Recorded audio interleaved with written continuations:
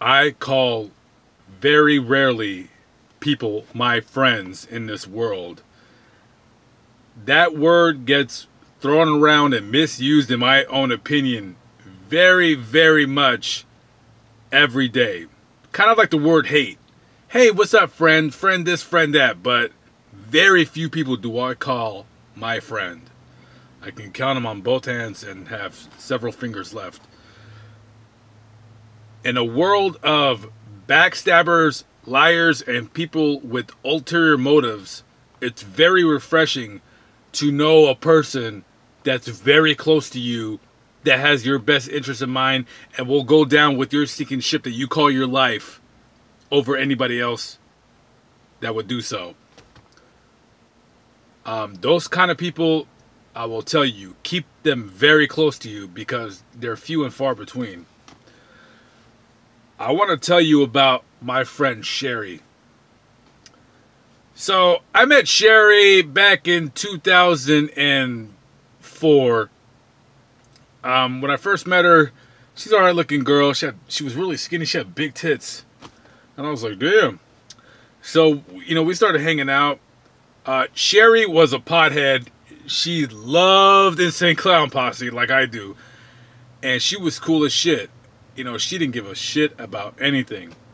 And we were sitting around talking. She said, I have this friend. Her name is Callie. That's her nickname. I think you guys would get along. She's a really cute girl. And she goes, let me hook you guys up. So I went out on a blind date with her friend Callie. And, long story short, she kind of was my first real life girlfriend. We dated for about maybe 2 months. The bitch ended up being a tweaker and she cheated on me. And I'm like, what the fuck? This bitch broke my fucking heart. At the time, I'm young, I'm stupid, I'm fucking dumb. I don't know what the fuck I'm doing. And this bitch ain't nothing but a pretty face. So she broke up with me. She started doing drugs, and she was doing drugs with the guys and blah, blah, blah. So that night, after she broke up with me, I was so dejected. I went home, I took like 8 Tylenol PM, and I fucking swallowed them and I went to sleep. Didn't want to kill myself, I just wanted to go to sleep. So the next day I woke up, and I called Sherri. I'm like, hey, Callie dumped me, blah, blah, blah. I was fucking sad. So later on that day after I got off of work, I went to her house, and, we were drinking, have a good time, blah, blah, blah. So really late at night, I was about to stumble my way home on my scooter. And she goes, why don't you just stay here? And I'm like, oh, shit. I'm drinking. I'm with this girl. She has, like, big hooters, and, she's all right looking. And I asked her, I'm like, where am I going to sleep? She goes, you're going to sleep in my bed with me. And I was like, oh, shit, I don't want to turn this into something weird. But anyways, we fell asleep in her bed together, and we didn't have sex. And it was a good night. Like, we kind of spooned. It was really odd, but not in a sex way. It was just in a friend way. It was really weird. So Sherri turned out to be a really close friend, and just one of those fucking people that you don't really meet very often that'll give you literally the shirt off their back. She was piss poor, had no money to her fucking name. She worked here and there, but she just, she was a fucking juggalo. She just didn't give a shit about anything. And, over the course of several years, I would come and go out of Vegas, and, I would crash at her house when I stopped by. We lived together, actually. We became roommates for 4 months when I left Seattle back in 2010. Sherri was an ultra cool person. You don't really find non-judgmental people, and as judgmental as I am, and that she knew that I am. She knew I was a judgmental motherfucking prick, but she loved me regardless, and I loved her. So last year, when I was working in the carnival in California, Sherri had called me. She goes, hey, what are you doing? Now, I want to preface this story by saying Sherri developed some kind of a drug problem, okay? So she started doing dope, and I knew that. She's, not a perfect person, but a good heart this woman has. And so she called me. She goes, hey, where are you at? And I said, I'm in California. What's up?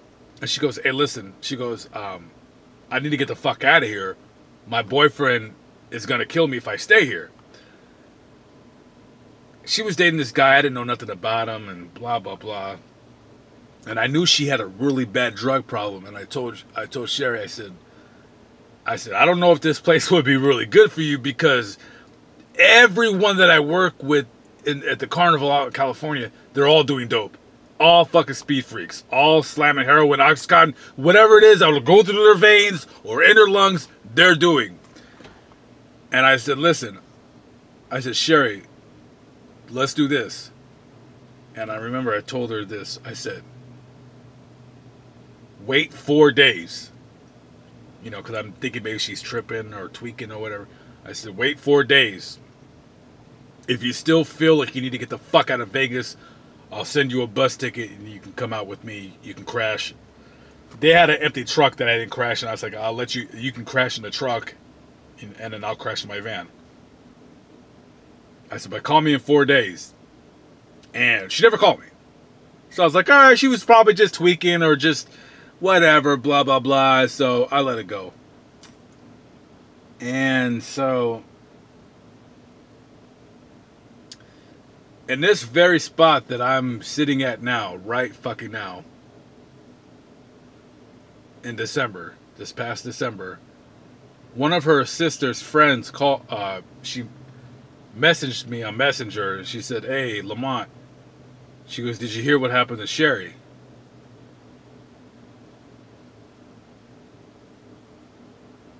And I was like, fuck. What do you mean with the fuck? What do you mean with the fuck did I hear what happened to Sherri? You know, they started, you know, when people come at you with these stupid fucking things. And I got this pit in my stomach. I'm like, I said no. I'm like, what are you talking about?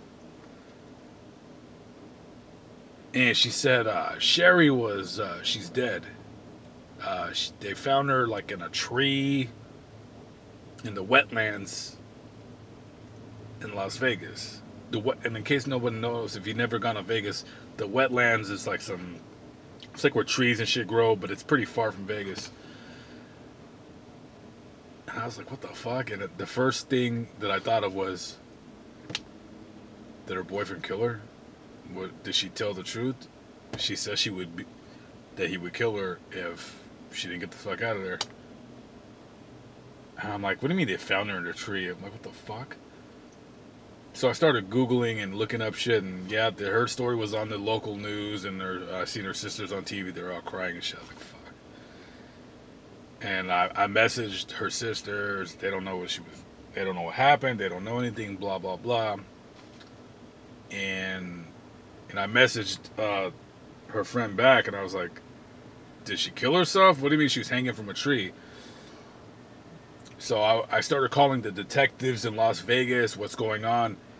And come to find out, long story short, they don't know. They're saying that it was an accidental suicide. What the fuck does that mean? Accidental suicide? Fuck you. Accidental suicide. I don't know. Her death is as a mystery as anything else. So I felt really guilty and bad when I heard the news, because I felt that if I would have just sent her the fucking bus ticket, would she still be alive? You know, to this day, I still feel guilty, because I don't know what the fuck happened.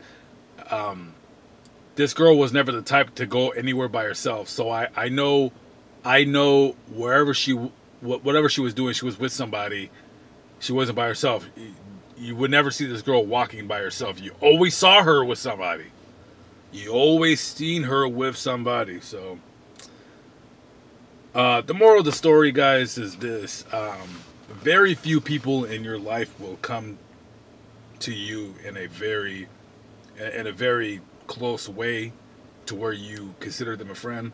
So I'll tell you motherfuckers this straight up: if somebody you call a friend is your friend, keep them close, because like God says, like the Bible says, tomorrow is promised to no man, and you never know what the fuck happens. I could wake up dead tomorrow. So just keep them close. That's all I got to say.